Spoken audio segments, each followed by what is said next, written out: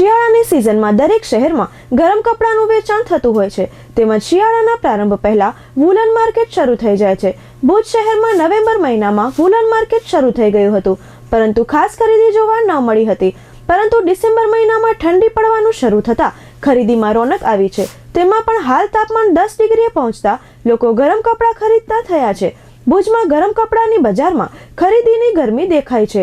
વેપારીઓના જણાવ્યા મુજબ અનુસાર જ્યારે ઠંડીમાં વધારો થયો છે ત્યારથી ગરમ વસ્ત્રોની ખરીદીમાં તેજી જોવા મળી રહી છે। ખાસ કરીને સ્વેટર, જાકેટ, ટોપી અને શાલ સહિતના વસ્ત્રો ખરીદી જોવા મળી રહી છે। ગરમ વસ્ત્રો શિયાળા પૂરતા મર્યાદિત હોય છે, આથી 2-3 વર્ષ સુધી તેમનો ઉપયોગ લોકો કરતા હોય છે।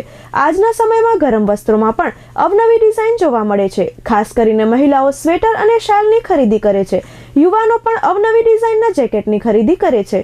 वैरायटी तो बहुत है और आपको वैरायटी तो काफ़ी है। अभी आप यहाँ पे देख सकते हैं ना, जेंट्स का है, लेडीज़ का है, बच्चे का है, टोपा मफलर सब आई। रिस्पॉन्स तो इस साल तो बहुत बढ़िया है, बहुत बढ़िया है। बराबर गए साल और इस साल का रेट बराबर एक ही है। जैकेट में मान लीजिए तो जैकेट आपका आएगा 700 से लेके 2500 तक आएगा। बच्चे का आइटम है, बच्चे का जैकेट मान लीजिए 600-700 से स्टार्टिंग होगा, आपका 1000-1100 तक आ जाएगा।